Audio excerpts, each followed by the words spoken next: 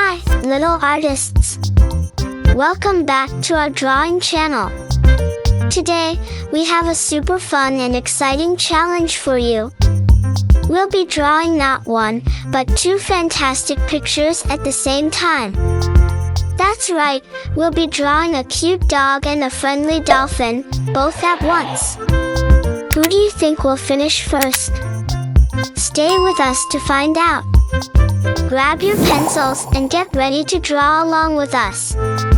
Let the race begin. Ready, set, draw.